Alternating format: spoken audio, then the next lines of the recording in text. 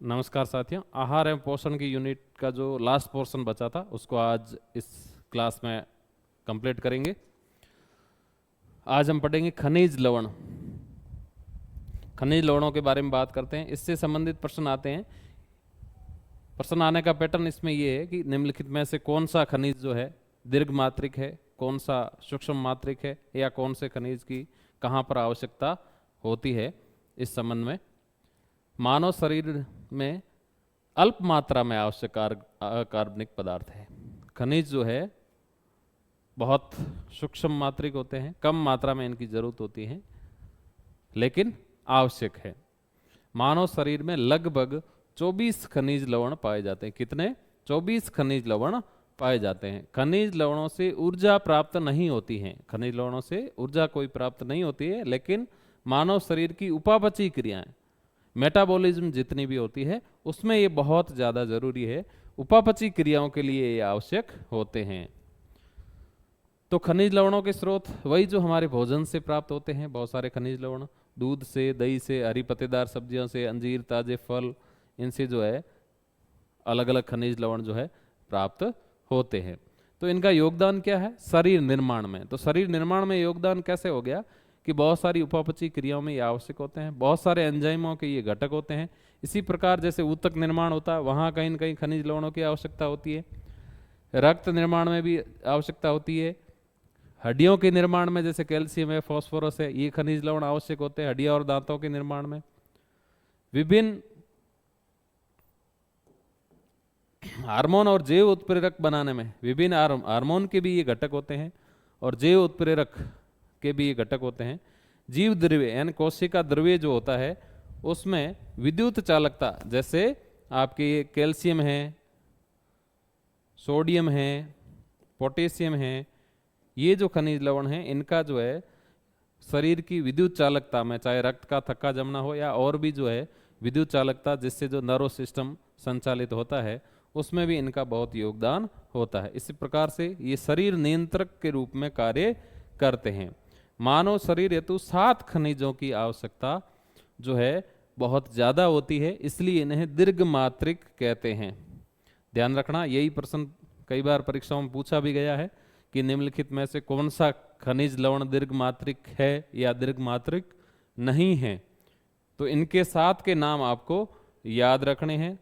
7 के नाम एक बार मैं लिख देता हूं यहाँ पे वापस से। 7 जो है दीर्घ मात्रिक खनिज लवण कौन से हैं, इसको याद करने का तरीका भी बताऊंगा। Potassium, sodium, calcium, sulphur, phosphorus, chlorine और मैग्नीशियम, ये 7 जो है दीर्घ मात्रिक जो है खनिज लवण हैं। याद करने का तरीका भी बता देता हूं। 7 को याद कैसे करेंगे? पोटेशियम का जो सिंबल है वो के से शुरू होता है, तो इसको हम कह सकते हैं, क शब्द कह सकते हैं। सोडियम Na, इसको न से उच्चारित कर सकते हैं, हालांकि नेट्रियम होता है लैटिन भाषा में। कैल्शियम, तो ये हो गया, कैल्शियम से का हो गया, तो एक नाम हो गया कनका। और यहाँ पे क्या हो गया, एस से एस, पी से पी। मान लिया कि कनका जो है वो कनका क्या है, कांस्टेबल है या पुलिस में है, तो वो क्या है, एसपी से छुट्टी मांगेगी। और आकस्मिक अवकाश को क्या कहते हैं, कैजुअल लीव, सीएल बोलते हैं। तो कनका एसपी से सीएल मांगे, ये 7 को याद करने का तरीका है। और भी आप अपने हिसाब से तैयार कर सकते हो, याद कर सकते हो, क्योंकि ये प्रश्न कई बार पूछा भी गया और आगे भी पूछे जाने की संभावना होती है, तो हम भूल जाते हैं फैक्ट। तो फैक्ट जो है इस तरीके से कई बार हम याद कर सकते हैं। तो कौन से हैं? Potassium, sodium, calcium, sulphur, phosphorus, chlorine और मैग्नीशियम। ये जो 7 है, ये 7 के 7 क्या है, दीर्घ मात्रिक जो है खनिज लवण है। तो वापस से देख लें, कनका एसपी से सीएल मांगे, ये 7 हो गए दीर्घ मात्रिक तो दीर्घ मात्रिक को देखते हैं, इनके स्रोत कौन से हैं, कहाँ से ये मिल रहे हैं और इनकी क्या भूमिका है और कमी से क्या विकार हो सकता है, उसके बारे में चर्चा करते हैं। सबसे पहले है कैल्शियम। कैल्शियम जो है इसकी आवश्यकता होती है 900 मिलीग्राम। इसकी आवश्यकता कितनी होती है? 900 मिलीग्राम इसकी आवश्यकता होती है। आवश्यकता का कभी परीक्षा में नहीं पूछा जाता। अगर आपको ये मात्रा याद नहीं भी रहे तो चिंता की कोई बात नहीं है। इसके स्रोत कौन से हैं? दूध, पनीर। आप सब जानते हैं कि दूध और पनीर से जो है कैल्शियम मिलता है। सब्जियां हैं, फल है, ये सिंपल सी बात है। क्या महत्व है, कहाँ काम आता है? ये काम आता है दांत और अस्थि के अंदर। हम सब जानते हैं दांत और अस्थि के अंदर जो है कैल्शियम की मात्रा होती है। और कहाँ काम आता है कैल्शियम? रुधिर स्कंदन। रुधिर का जो थक्का जमने का जो प्रोसेस होता है वो काफ़ी जटिल प्रोसेस होता है। बहुत सारे चीज़ों की महत्वपूर्ण भूमिका इसमें होती हैं। हम प्लेटलेट्स का भी पढ़ते हैं, हम पोटेशियम का भी पढ़ते हैं, विटामिन B12, विटामिन जो है के, उसका भी पढ़ते हैं। तो बहुत सारा जटिल प्रोसेस होता है। इसमें अलग अलग स्टेप पे अलग अलग मात्रा में ज़रूरत होती है। तो तंत्रिकाओं व पेशियों के कार्य में भी कैल्शियम की ज़रूरत होती है। तो हड्डियाँ, इसलिए हम कई बार जो है पेशी कार्य में साल्ट वगैरह बॉडी में कम पड़ जाते हैं तो नमक का घोल वगैरह ये जो पीते हैं। तंत्रिकाओं व पेशियों के कार्य, कमी से क्या हो जाएगा? अब ये जब हड्डी में काम आ रहा है तो कमी से क्या रहेगी? हड्डी कमजोर रहेगी। शरीर का वृद्धि विकास है वो कुंठित हो जाएगा, कम पड़ जाएगा। दूसरा है फॉस्फोरस। इसकी ज़रूरत होती है 1.2 ग्राम। देखो ये कैल्शियम 900 मिलीग्राम में है, ये ग्राम में है, ये ध्यान रखना। 1.2 ग्राम दूध, मांस, अनाज से मिलते हैं। कैल्शियम और फॉस्फोरस लगभग दोनों ही एक ही जगह दांत और अस्थि में काम आते हैं। इसके अलावा एसिड बेस बैलेंस जो होता है हमारी बॉडी का, अम्ल क्षार संतुलन, याद रखना फॉस्फोरस कहाँ काम आता है? अम्ल क्षार संतुलन में काम आता है। इसी प्रकार एटीपी, एडिनोसिन ट्राइफॉस्फेट, जो ऊर्जा की, हमारी शरीर की ऊर्जा की मुद्रा कहलाती है, ऊर्जा मुद्रा एटीपी। एटीपी में क्योंकि यहाँ फॉस्फेट आया तो यहाँ फॉस्फोरस की जरूरत रहेगी। इसी प्रकार डीएनए और आरएनए का ये घटक होता है, डीएनए व आरएनए का घटक। आप सब जानते हैं कि डीएनए के अंदर एक शर्करा होती है, एक फॉस्फेट समूह होता है, यहाँ पर इसकी जरूरत रहेगी फॉस्फेट समूह में, और एक नाइट्रोजनी क्षारक होता है, नाइट्रोजनी क्षारक। इससे बनते हैं डीएनए और आरएनए। तो यहाँ पर फॉस्फेट समूह के रूप में यहाँ डीएनए और आरएनए का घटक होता है, यहाँ फॉस्फोरस की हमें जरूरत रहती है। नेक्स्ट है सल्फर। सल्फर जो है, जिसको गंधक भी कहते हैं, ये अंडे से मिलता है, मांस से मिलता है, पनीर से मिलता है, कई अमीनो अम्लों का घटक है। अब अमीनो अम्लों का अगर घटक है, अगर अमीनो अम्ल अगर ढंग से नहीं बने तो प्रोटीन निर्माण प्रभावित होगा निश्चित तौर पे, है ना। तो कई अमीनो अम्लों का घटक, कुछ हार्मोन्स का घटक, कुछ विटामिन का घटक, इसलिए महत्वपूर्ण है। यानी अगर सल्फर नहीं मिला तो अमीनो अम्ल ढंग से नहीं बनेंगे, अमीनो अम्ल नहीं बनेंगे तो क्या होगा? प्रोटीन की कमी हो सकती है। Next potassium. पोटेशियम की आवश्यक मात्रा होती है 2 ग्राम। कितनी होती है? 2 ग्राम ये आवश्यक होता है। दूध, अनाज, मांस, फल, केला, यहाँ से ये मिलता है। सोडियम भी अम्ल क्षार संतुलन में काम आता है। इसी प्रकार पोटेशियम भी अम्ल क्षार संतुलन में उपयोगी है। शरीर के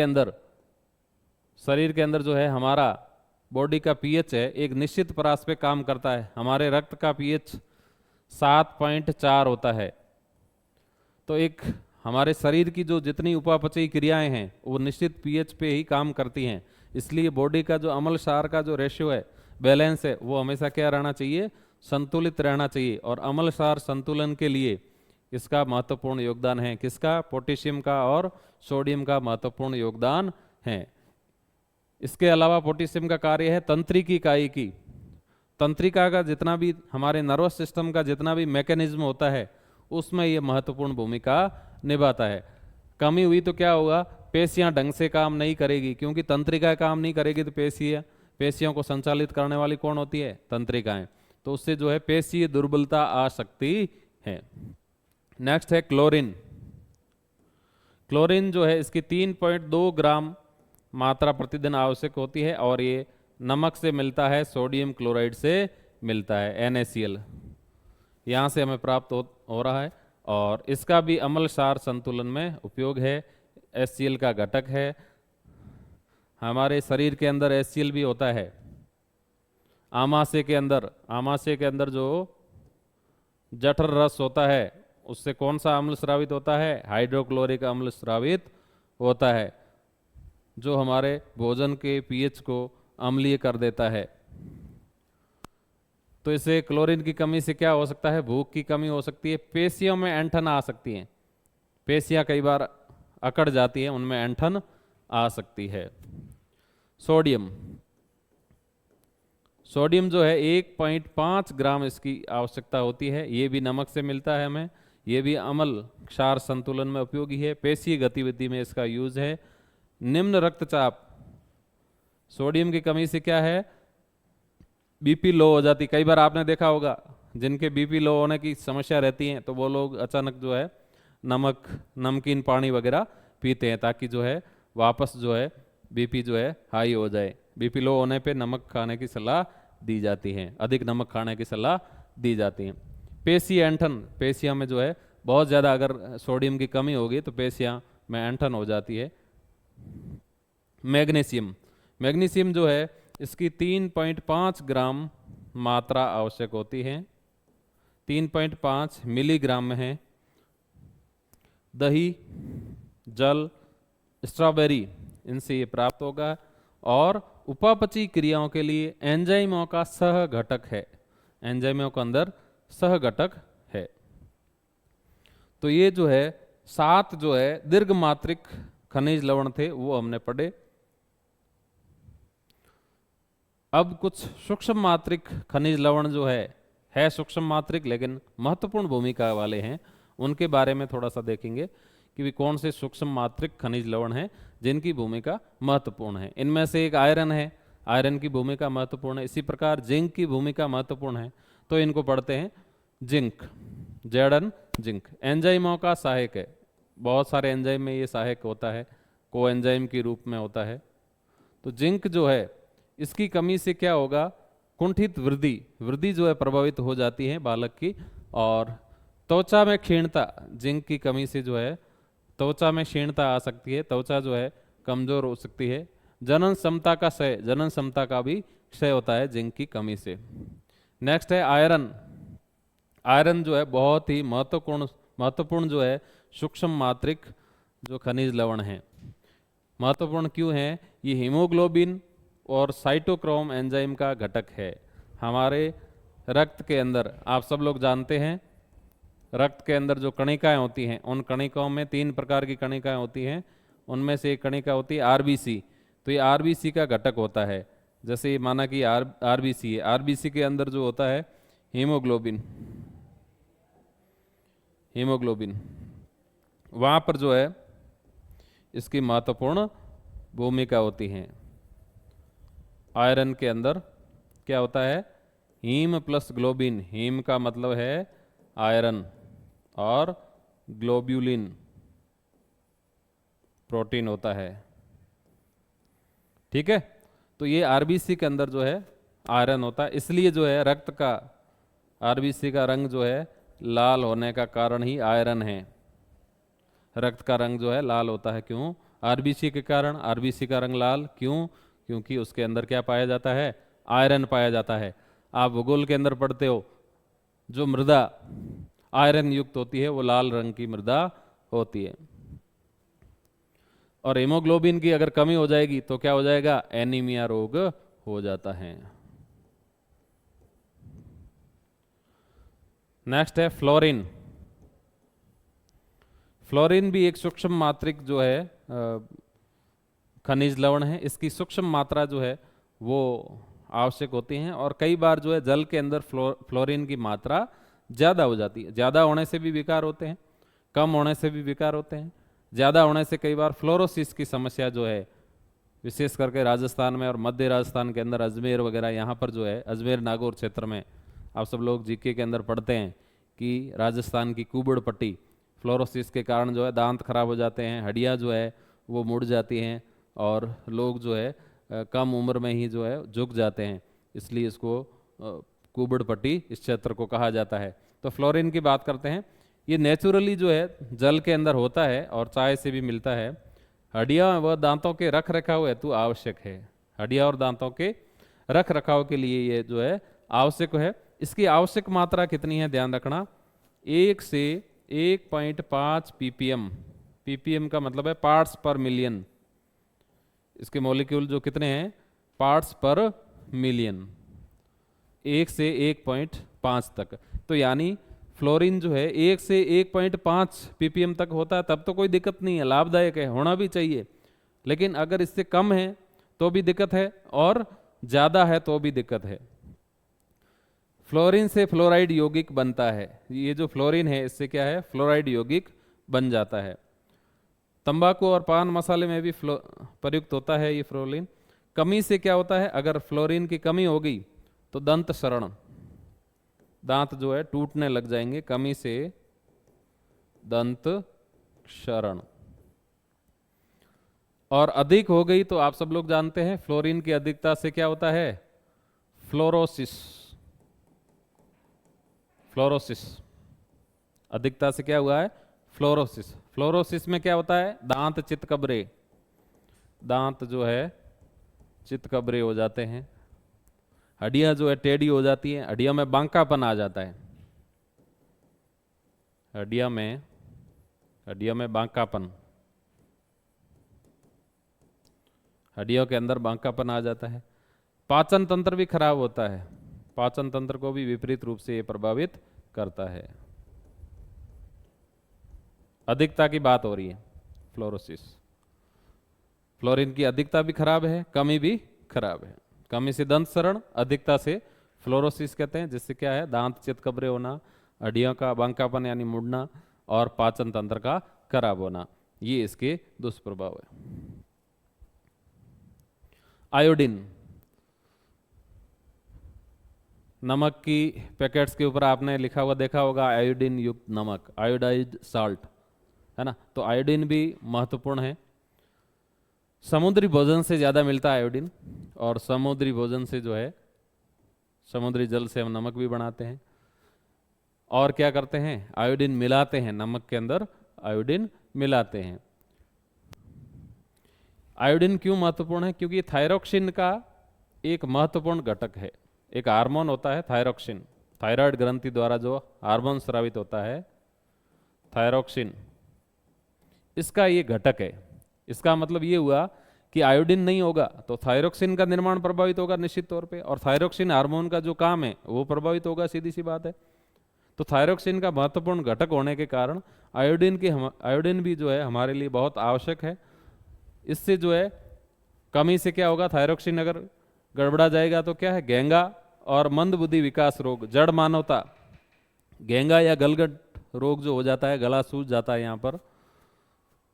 और दूसरा जो है मंदबुद्धि विकास, जड़ मानवता, अगर गर्भावस्था के दौरान या फिर बाल्यावस्था के दौरान अगर आयोडीन की कमी होती है तो बच्चे का जो है विकास है, शारीरिक और मानसिक, विशेष करके मानसिक विकास है, वो प्रभावित हो सकता है। तांबा यानी कॉपर, संयोजी ऊतकों व रुधिर वाहिनियों के विकास हेतु आवश्यक। कॉपर जो होता है, संयोजी ऊतक जो है, जोड़ने वाले जो ऊतक होते हैं हमारे शरीर में, जैसे रक्त एक संयोजी ऊतक है, तो यहाँ पर ऐसे ऊतकों के विकास के लिए और रुधिर वाहिनियों के विकास के लिए, रुधिर वाहिनियां जो होती है हमारे शरीर में, रुधिर वाहिनियां, रुधिर वाहिनियां कौन सी होती है जो रुधिर का वाहन करती है, एक होती है धमनियां,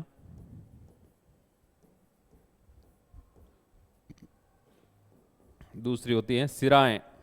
ये जो इनके लिए जो है ये आवश्यक होता है कौन, कॉपर। और साइटोक्रोम ऑक्सीडेज एंजाइम, एक साइटोक्रोम ऑक्सीडेज एंजाइम होता है, उसका ये सह घटक है कौन, कॉपर यानी तांबा, ये जो है साइटोक्रोम कोएंजाइम का घटक भी है। तो ये आज हमने खनिज लवणों के बारे में पढ़ा। तो करीब करीब जो पोषण और आहार चैप्टर है इसके घटक, सबसे पहले हमने कार्बोहाइड्रेट पढ़ा, फिर प्रोटीन पढ़ा, फिर वसा पढ़ा, फिर विटामिन पढ़े, और आज खनिज लवण पढ़े, और उसके बाद जो है ये चैप्टर करीब करीब पूरा हो गया है। जल के बारे में थोड़ा सा देखेंगे और रुक्षांश जो है उसके बारे में देखेंगे। जल, तो जल भी महत्वपूर्ण घटक है, हमारे भोजन का बहुत ही महत्वपूर्ण घटक है, क्योंकि हमारी बॉडी का लगभग 60 से 70% भाग जो है वो जल ही होता है। हमारे शरीर की जितनी भी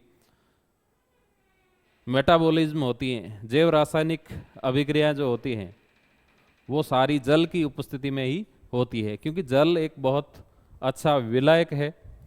तो जल शरीर के लिए बहुत ही आवश्यक घटक है। ये शरीर का 70% भाग होता है। कई बार छोटे एग्जाम पूछा जा सकता है कि हमारे शरीर का कितने प्रतिशत, हमारी बॉडी के अंदर, हमारी सेल्स के अंदर कितने प्रतिशत जो है जल के मॉलिक्यूल्स पाए जाते हैं, तो आंसर होगा 70%।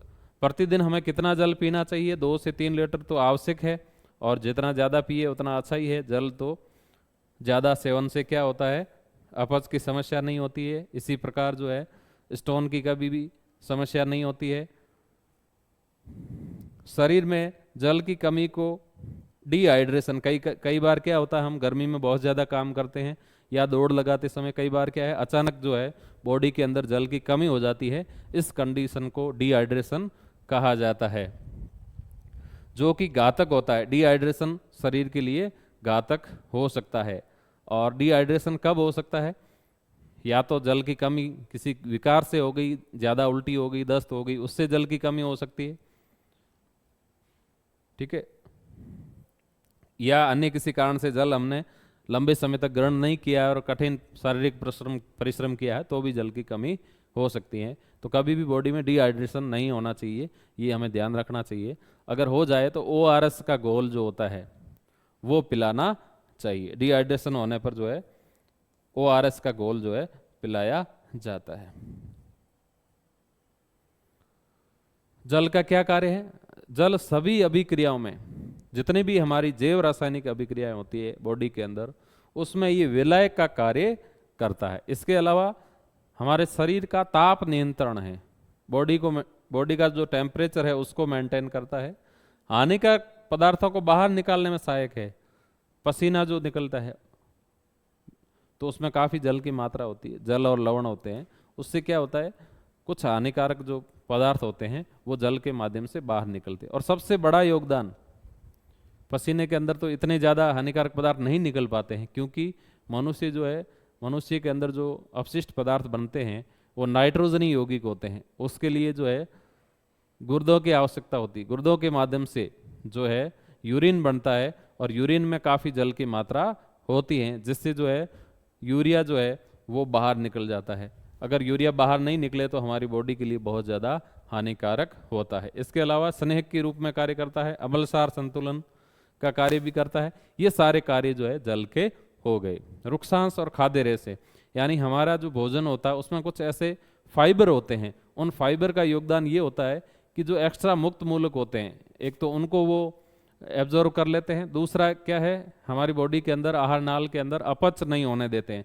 सबसे बड़ा योगदान इनका क्या है, ये खुद इनका पाचन नहीं होता है, लेकिन ये अतिरिक्त जल का अवशोषण करना हो, अतिरिक्त पदार्थों का अवशोषण करना हो, जो है सेलुलोज के बने हुए होते हैं, तंतु होते हैं, रफेज भी कहते हैं, ये अपच नहीं होने देते हैं। इसका मतलब इनका कार्य क्या हो गया, पाचन में सहायक है।